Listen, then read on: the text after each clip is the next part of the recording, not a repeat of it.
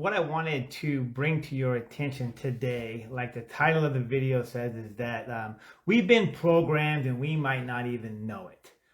Actually, we don't know it. And what I mean by that is a lot of people in these days and age have been programmed that having wealth or having money might be a bad thing. It might be an evil thing.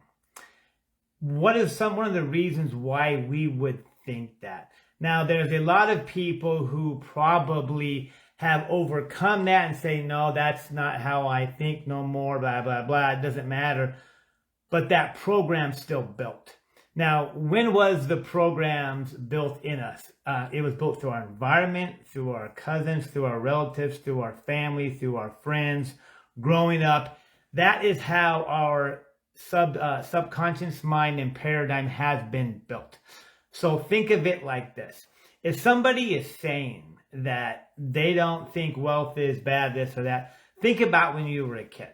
Now, I know there is a exception for some programs, but think of all of the cartoons, think of all of the movies that had the superhero, all of those people. What were the villains or the bad people in those movies? They were the superheroes. They were the bad guys. They had all the money. All the villains had the money, and the average Joe was the one who defeated the rich guy.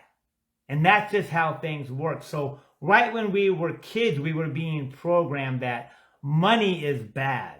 Wealth is bad. Now, we might not think that we think like that anymore because we've gotten older. But you have to understand that program is still there in the subconscious mind. Now, what can we do to get rid of those programs that we have in our subconscious mind? It's the repetition of different material, wealth, success, realizing that that is not really true. You know, I know a lot of wealthy people, and very few people I know are greedy. Because when you get into wealth, they're the people that give the most to charities. They give the most to everybody. When you see somebody going down the road, let's say in a brand new Corvette, change your perception of it, because it's not necessarily, oh, that rich jerk's got that nice car. Think of what that car did. Who made the steering wheel knobs or the radio knobs or the valve stems or all the small parts on that car? Who made those? People working in a factory with families. So it's our program that we think riches are bad because those people are bad, and those people are very good. They're the most generous people I think I've ever met in my life, are the ones who have money. And that's why they have money, because they were generous.